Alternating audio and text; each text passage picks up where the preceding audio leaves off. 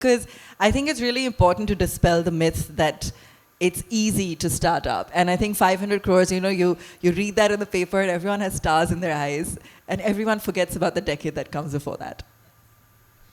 I mean, I think that's exactly right. Hi, everybody.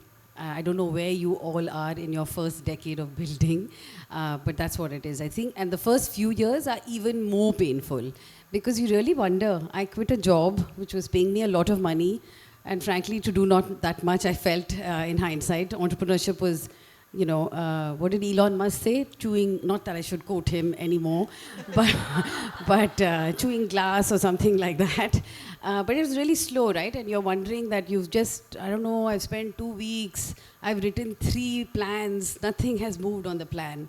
And that's very real, and how much ever people tell you, and I'm telling you about it, living it is very hard. So I'm just saying that, I don't know what the others have said up here, but it was very difficult for me, and I want to say I have a great support system around me. Firstly, I have the most amazing co-founder. I think the first step is to recommend, get yourself one. I think that's the first lesson for today. And we will have, by the way, questions, and so just give us a little bit and to warm up, and then raise your hands and we'll come to you.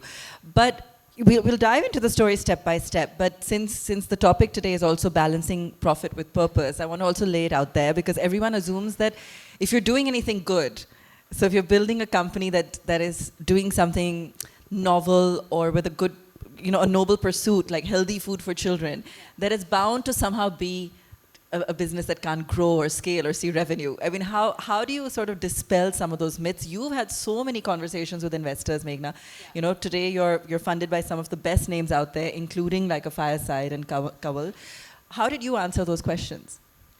So I think, like slide 2 of our deck will show the grocery aisle that exists today, right? It broadly, maida, chini, dalda. Why does it have those? Because they're very cheap. They're very, very tasty. So broadly, high salt, high sugar. So, but all of that is really cheap to make, right? So there's almost, when you say profit and purpose, that's secondary. The first, I would say, triangle we were trying to fix for was taste, price, and nutrition. So far, the food industry had chosen taste and sort of sacrifice nutrition in this whole race to sachet wala, 5 rupee price point, 10 rupee price point, but it's not gone away. We still hear that all the time in meetings. And I think we were just saying that, listen, at least for our children, you pay not 5 rupee, you pay 10 rupee and get them a slightly better meal, because then maybe you won't pay the doctor later. I can't promise you IIT and an Olympic gold medal, which is like stronger, faster, higher. We've seen a lot of fun brands do that. But what we can promise you is that you feed your child better till the age of 10. You have a really good shot at them not having a lifestyle disease. So that's pretty much mentioned right up front. What were the initial challenges in building a supply chain, in identifying the sourcing, in sort of putting the product together? I'm sure things have evolved a lot today, but do some of the challenges remain consistent, and what were the... Abha, can I ask two questions just before? So, Meghna, there is about a third of the audience who are currently working somewhere, right? And you used to work in McKinsey, right?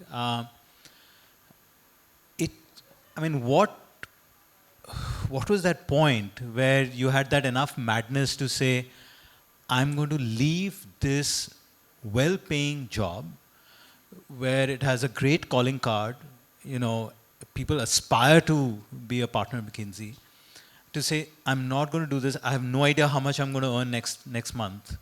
So one was that, and I asked both the questions, and the second is, there's another third of the audience where they're in their early stage of startups, many of them trying to create or in products which are of better quality, right? Actually, genuinely better quality. And they are again also struggling with that same thing of market is not going to pay for this, So maybe if you can just talk about that. Sure. So firstly, there's nothing wrong with having a job and being really good at it, okay? I feel like there's a lot of maybe dramas about sort of being a founder and all of that. I think you should only leave your job and do this if you really find something you really, really care about. Like I said, it's slow, it's a long haul, right? I do know that if I had started a fashion business, you can probably tell, I would not have lasted the decade. I would have got bored by season 3, fall. This is something I really, really care about. Not only for my kids, for everybody I know's children, I'm the sugar nutty auntie. So, this is something that I have always cared about. And it was just, at McKinsey, I ran the public health practice. I looked at it from the India, and I was in the UK for a few years. So at that level, and then it came down to, of course, you have your own child and you're feeding one child. So I really did care about this topic. And it was something that I knew would not bore me at all for a very, very long time. So I think that's one. The second thing was why I decided, it's not like salary went from something to something, it went from something to zero, right? So for many years. So one was, again, I just felt like, so two things. I think one was, while, yes, I cared a lot about the topic, I also saw an opportunity to build a very, very large business in this space. The incumbents are, the numbers are boggling, right? There's $3.5 billion of so it's just toddler food that's sold in this country. So I was like, we just want a small small part of that. And then there's noodles, and then, then the categories have grown since then. So I think both those, it ticked both my boxes. I cared a lot, and there was an opportunity to do something very, very large and meaningful. I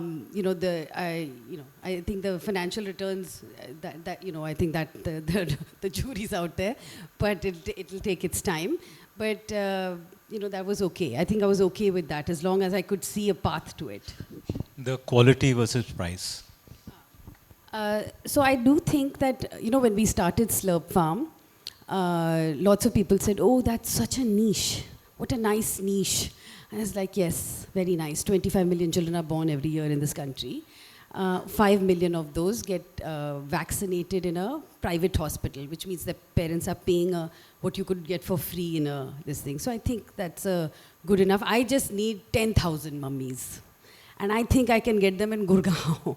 So I think you have to think like that, right? All you need is your first 1,000 and then your first 10,000. If you have those people convinced, they will tell other people about it.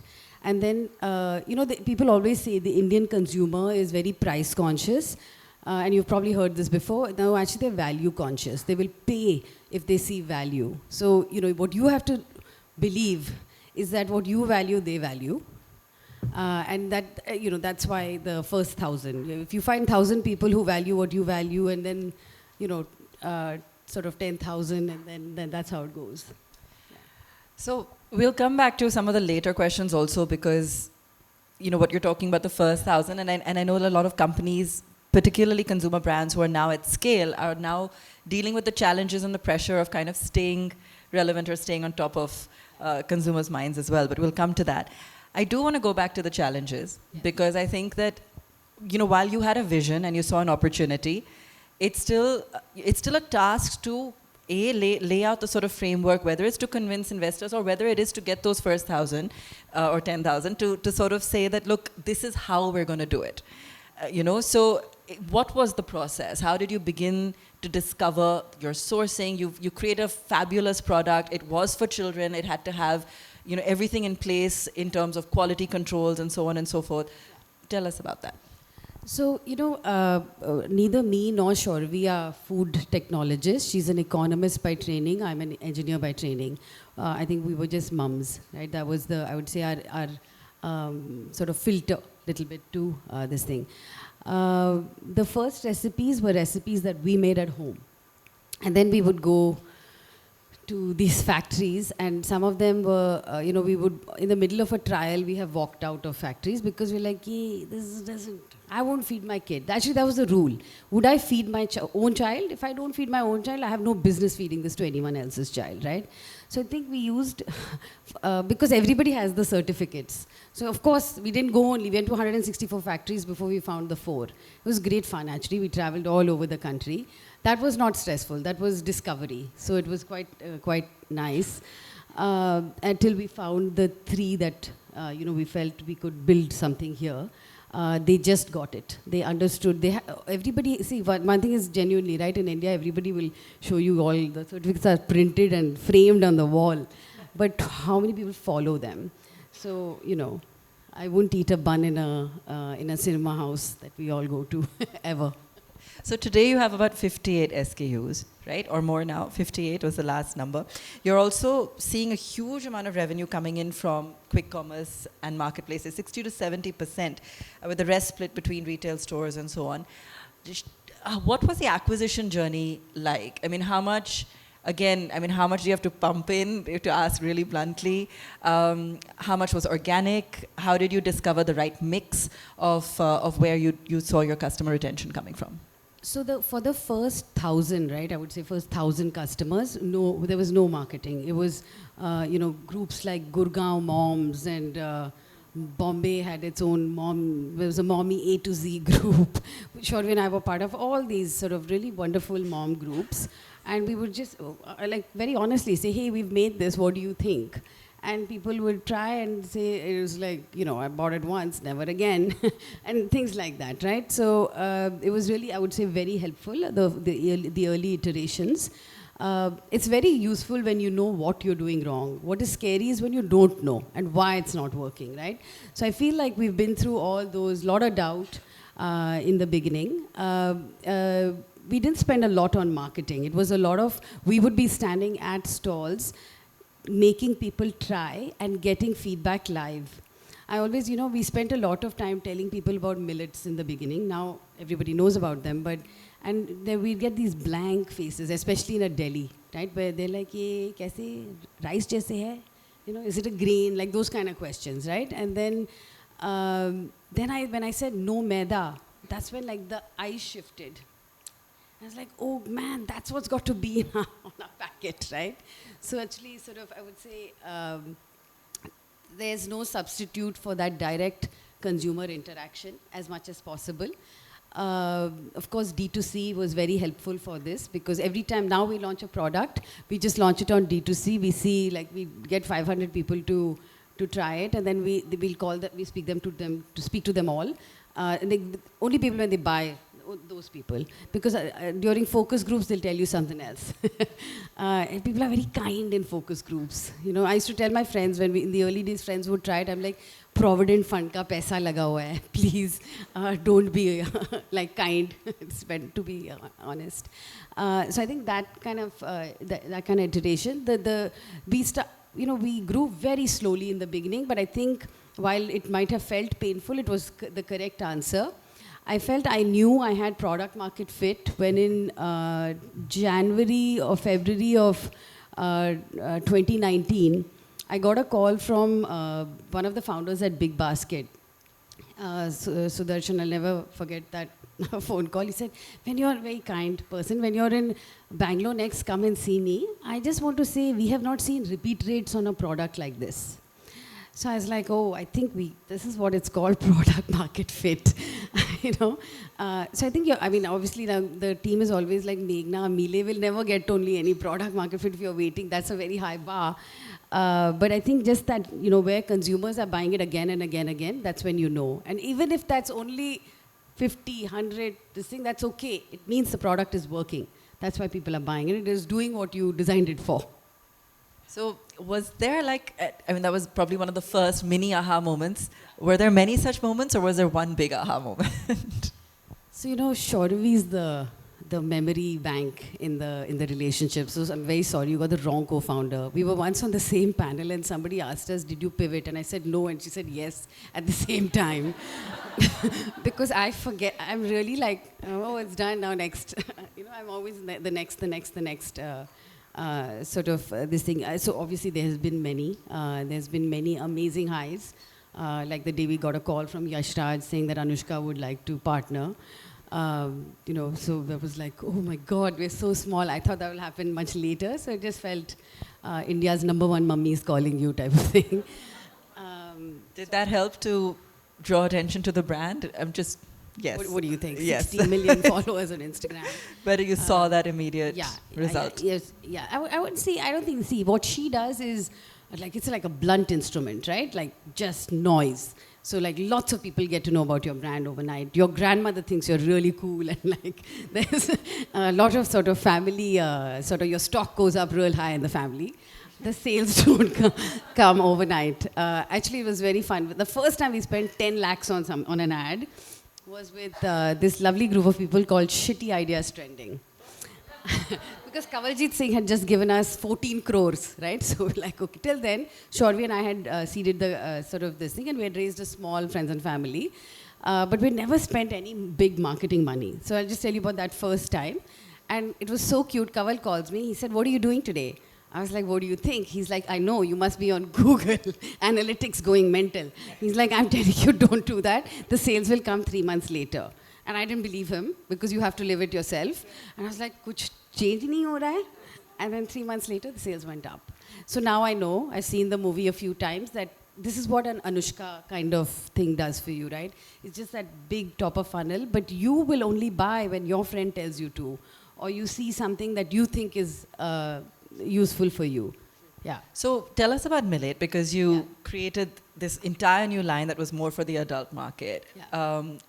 What was the thought? What was the pickup? What's the kind of expansion you foresee for it? How big do you see that becoming? Because now you've got these two baby brands, not one big and one baby brand, and that I'm sure that means you've got more in your mind as well in terms of diversifying. So Melee is like a startup within Wholesome Foods, right? So Slurp Farm is funnily the kid food brand, but that is like 98%, so not 98, 95% now of the business. Melee has had very little marketing. Of course, it benefited from Anushka doing a few posts, but other than that, in terms of dollars spent behind the ads, we have not done a lot. But that's because we don't have product market fit yet. We're still working through that. Like the question always is, who will miss this? Like Slurp Farm will be missed, but Melee will not be missed yet. So we're working through that process. We are hopefully a bit smarter, so we'll get there instead of 6 years in 3. That's the hope. Yeah. So what are the few things that you would apply now to this journey to get there faster? So firstly, we fail much faster, and we test a bit. We have more people to test with. So on the first attempt itself, some 1,000 people will try it, right? As opposed to before, you sent it to 6 people in your condo and another 6 in the neighboring condo kind of thing. So I feel like that itself has changed. Just we know faster. We've launched this really, really high protein. It's the highest protein pasta you will have in the world. So Banza was the highest. We're like, how do we outdo that? And this is real R&D now, right? Like, pretty this thing. And I don't, it's not selling. It's okay. We'll see. But I'm trying to see, is there a type of person, I've not given up on the product yet, is there a type of person who cares enough? Because it doesn't taste like maida wala pasta. There's no chance. It's made with moong dal and chickpeas. So it's pretty intense. You have to be committed to health. So I feel like, we will only learn by doing. So we're learning faster, maybe. I think that's the only difference. Other than that, you have to do all the steps. There's no missing of the steps. There's no shortcuts. So when you said that people will miss Slurp Farm, and now, of course, you're present in so many cities and globally as well. But what is the TG in terms of, as Aditya asked earlier on the price, for example, how would you position it? Because it is, I think, fairly remarkable, right, if a product like this is being accepted in the Indian market at such a large scale. And a supplementary question to that, Meghna, is that you're really taking on the big Nestle's of the world and all of that, right? I mean, we've grown up eating Maggi, we have grown up eating, feeding Cerelac, having Cerelac, and all of that. Anybody who wants protein will go to Amazon and buy standard whey protein kind of stuff. So it takes to be, you have to be really audacious to say, I'm a startup, not beating another startup. I'm a startup trying to beat a global giant, right?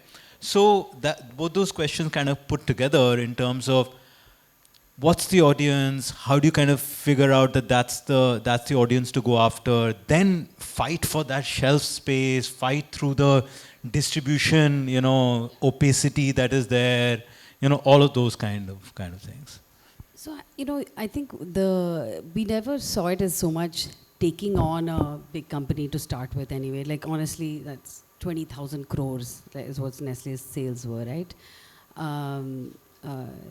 So I don't think we really said we want to solve for, let's find that first 1,000 and so on. Who are the people who are not feeding? There's a bunch of mums right now who will not under duress when they're on the mountain holiday, they will do at Maggie Point a Maggie, right? So there's enough people who want every day to do better by their children. There's almost zero mummies will say, I don't care, right? So I feel like we knew that was our basic insight. And most mothers were tired of saying no. So our whole first campaign actually with Anushka was like, you're so tired of saying no, now you can say yes, right? We've done that work for you. So I think one was we just felt there were enough people out there who cared, to make this choice. I also think a little bit of luck and timing. I think we were starting this business 30 years ago. We would be fighting a street fight in Modern Bazaar and smaller GT stores.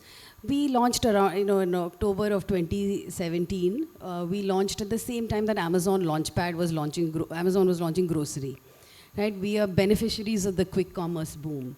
So, I keep telling sort of Harsha and Albi, please, if you can keep doing this, then I might never need to do.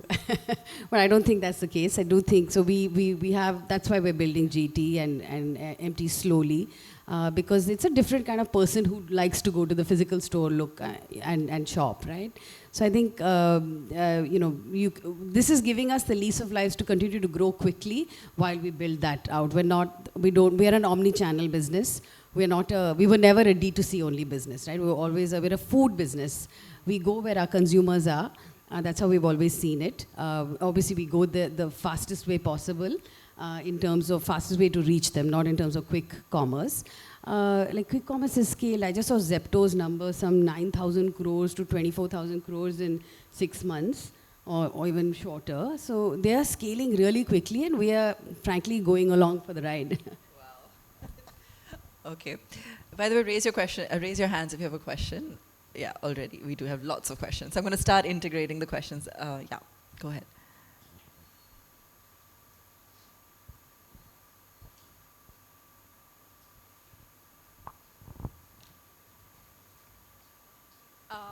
So great journey, but I do have one question, which is probably a mental battle. How do you even go about raising your aspiration at a level, at an early stage level, wherein on the deck you are probably writing 100 crores vision that we want to build a 100 crores company. But in Karthik's session also, he mentioned that VCs are looking for you to build a 500 crores vision. So how do you take that journey mentally from saying when you are actually probably like a not even 40 crore company, but how do you even tell that to an investor that go from 100 to 500, mentally? So that's my question. So I think exactly as you say, first you have to believe that it's possible. I've always found it useful to break it down into number of consumers, right? So what do I need to believe I can be 500 crores? What do I need to believe that I need to be? What does a picture look like, right? It means 2 brands. It means perhaps 2 geography. No, not for 500. That's for 100 million customers in a decade is what our goal is, right? So this is something, firstly, it's not only me, the whole company sees it every month. And in the beginning, they were a little bit like, what is this? And then Shorvi whipped out, I don't know if Bill Gates actually said it, but she's like, people often overestimate, I think she might have said it, overestimate what they can do in a year and underestimate what they can do in a decade, okay? So I think break it down into small pieces, and that piece for me has always been consumers. It makes me not forget who I'm trying to feed, whether it's an adult or a child. So for me, that long-term number is more in terms of consumers. At 100 million consumers, I'll be larger than Nestle, right? That's the truth. Across the US and India with 2 brands, that's a nice business to run. Thank you. Right behind you, yeah. Hi. So I have a question on team building. So let's say if you are in a very early stage, like you're building from 0 to 1, if you had to like do the hiring decisions, who are those starting people whom would you, like what kind of roles would you hire in-house versus what kind of roles would you, let's say, do either outsource or manage it through the agencies? What's your take on that to build a successful startup where you have, let's say, you don't have like a venture money or you have any raised money, you are bootstrapped, and how would you take, like, deploy that money in a most resourceful way? So I think we were also first-time founders, right? So we did everything ourselves in the beginning. We had 1 and then 2 employees for for the first few this thing. 1 person did ops with me, and 1 person did marketing with Chaudhary, and we had a third party, like a sort of a financial this thing that did sort of all of our GST, all of the this thing. I think that's how we started. So it's a very, very small core. With borrowed furniture in a small room, literally borrowed furniture in a small room. So, I mean, I think, Meghna, it's important for you to share that because, like, people suddenly see this $70 million company, but Yes, it's not too this long is back true. that I remember Meghna's really excited. One day was super excited. We've hired a driver, right? Because, like, we finally convinced that, Maybe two I founder- shouldn't drive to yeah, Meerut two to founder driving around in like with a pickup truck type of a thing. I'm not saying this is the correct way. Just to be clear, we hardly, we didn't do everything right. I think we did a lot of stupid things ourselves. But we were also deeply a little bit insecure of being one management consultant, one investment banker who had never executed anything. So we have to find out all the 10,000 purchase one needs in this country to get paid, for example, right? So I wanted to see a little bit. So some of it was, I don't know if that's the right answer, but that was the right answer for me at that time. I don't think I'd do it the same the next time, if there's a next time. I think I would hire a bit more because you do save time and you get experience. But in terms of what you would hire this thing, I think, we didn't, for example, we've done all our fundraisers ourselves. We've never hired a banker. But then my co-founders and investment bankers, it was stupid to pay somebody 2%, right? For what? So I feel like things like that, you have to know what you can really do efficiently yourself. And every stage, the next round we will. At every stage, the answer will be different. So I think that you have to know, what are you really good at? I think the choice we made that is non-traditional is that all of our brand is in-house. So our third co-founder, who prefers to live in a cave in Goa, is the magic behind the way Slurp Farm and Mealy both look. And that didn't come out of an agency, right? But for many people, they don't have that in-house, so they have no choice but to go. I would think for some of these things, you should just pick the really good one, not do conjusi on that, right? Mr. Mariwala came to our office and he said, you shouldn't do conjusi on marketing and on some good salespeople. You can do it on ops and finance. And I was like, the team is here, all of them. But anyway, that's... Okay, I hope that answers your question for now. I saw one more hand up. Many hands up. Okay, start there with the, yeah. Yes, hi, I'm Chaitali, and I run a product business as well. Having an omni-channel presence is absolutely like a dream for a product business, right? But navigating marketplaces, e-commerce, quick commerce, and then retail is completely different. How do you break that how do you maintain that price parity, first of all, because of different margins? And how did you decide to make inroads into retail? Like, how did you choose the format of retail that you wanted? So if you could just give us some insights on that. So, they say at least about sort of FMCGs, you're born with a certain gross margin and you die with that. So I decided, what is everybody else? I looked around, 40, 45%. Screw that, I'm going to be 65. So we are a 65% gross margin business. On any chart, we'll be like that one outlier there. That's amazing. Yes. Okay. But that was a decision. So nobody asked me. I just said, let's do it. Okay, how do you do that? Break it down for us.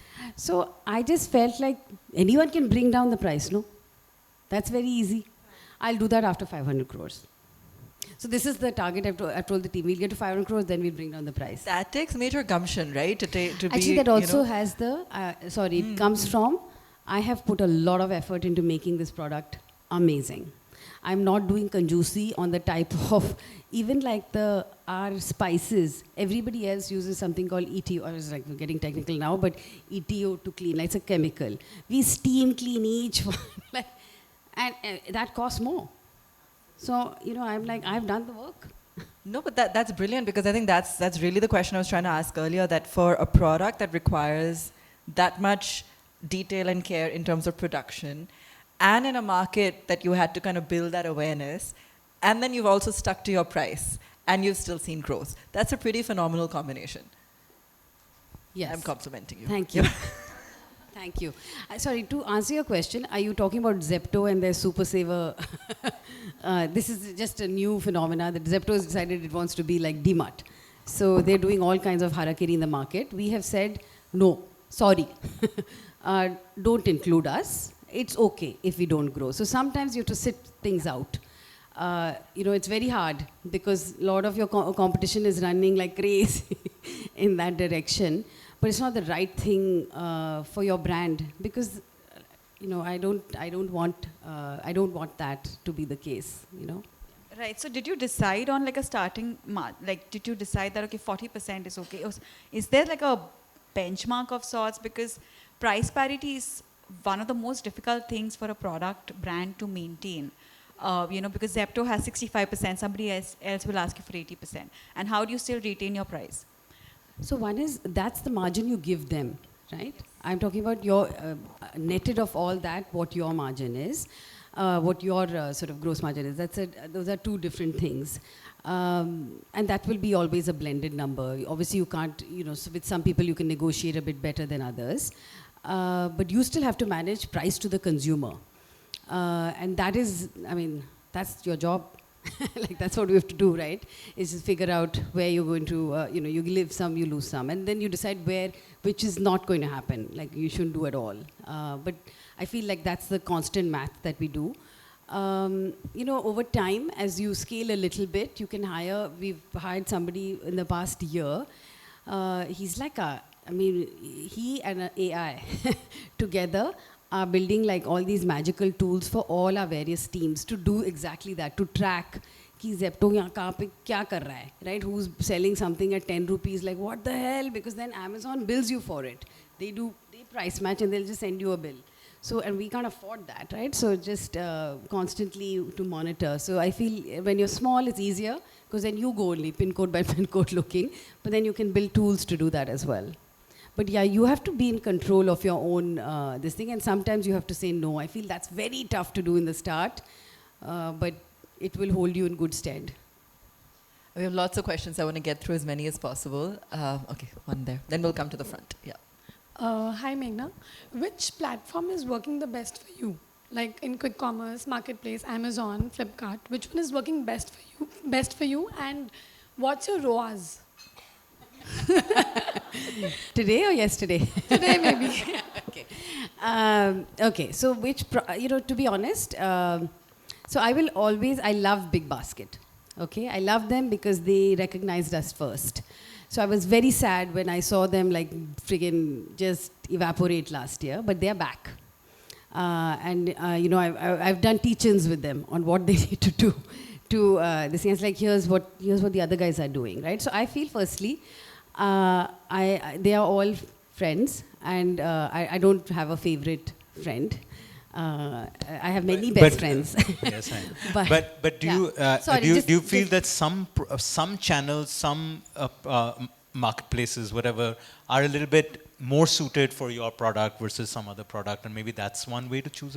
So for us, Amazon was our largest channel for a very long time. Now I would say Blinkit, Instamart, and Amazon are very soon going to be equal. Zepto, because we have made we could be actually biggest on Zepto, but we have made a choice to say, wait, yeah, we can't do this crazy harakiri that you're doing. We will slowly grow with you.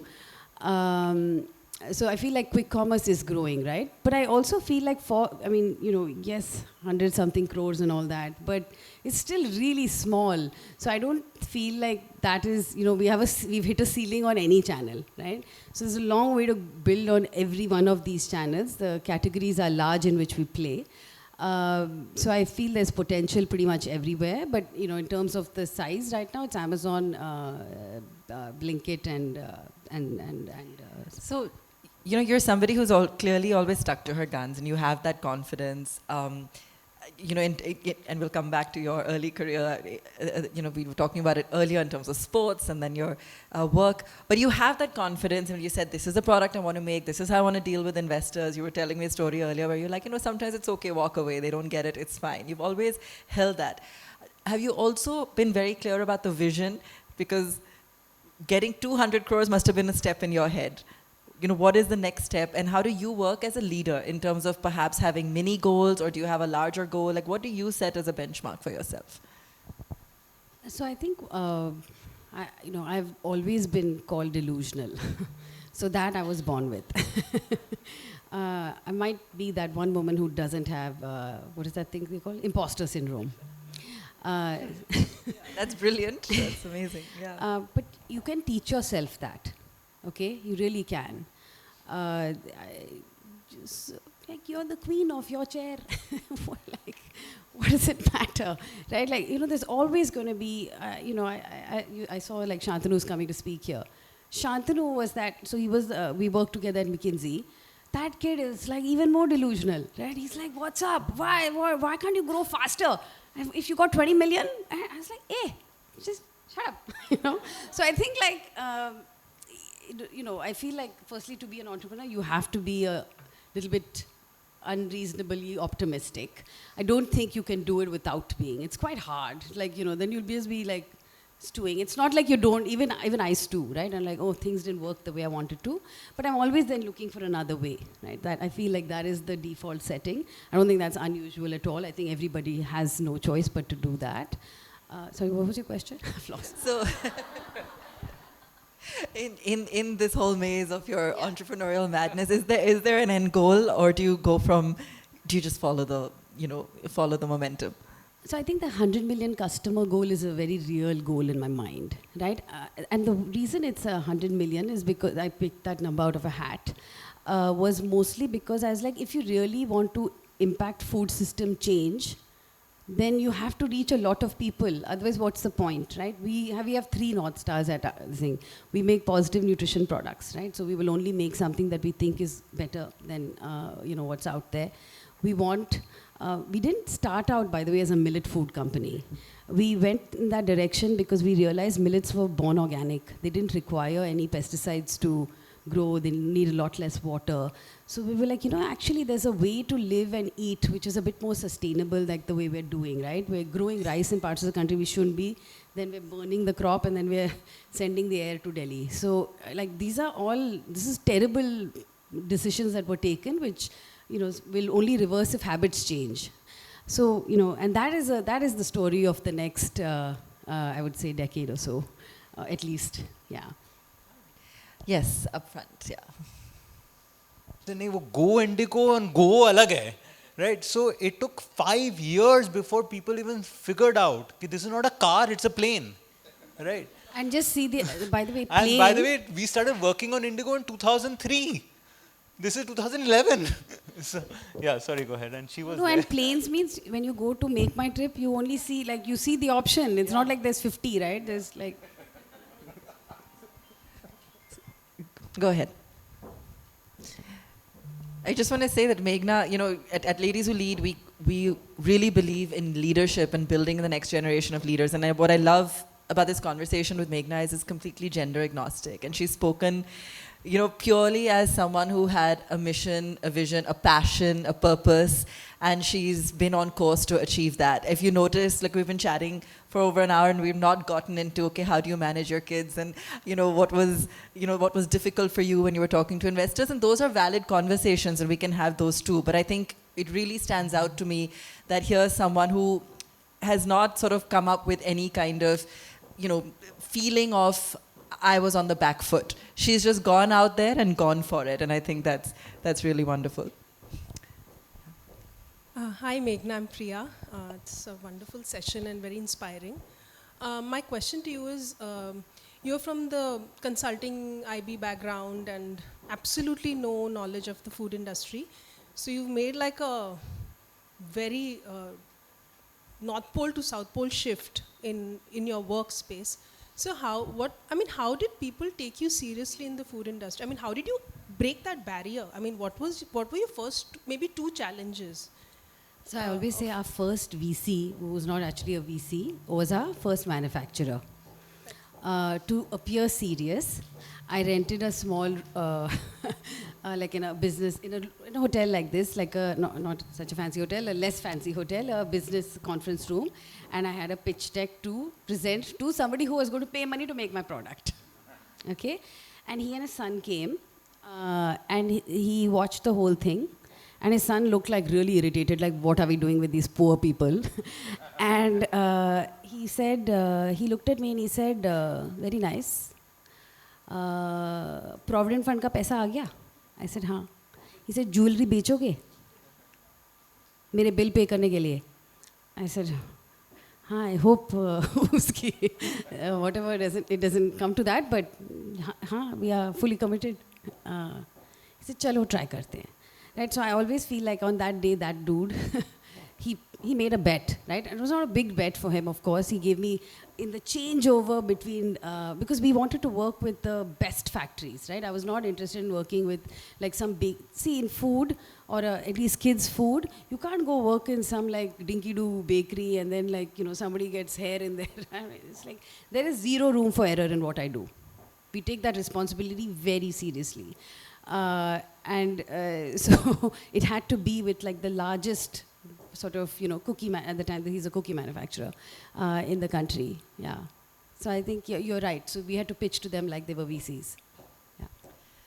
Was that the last question? Because we're out of time. And I know some of you will want to chat to Meghna a bit more, and I think she'll be around for a little while, so you can also continue to chat with her at lunch. Can we give her a big round of applause, please?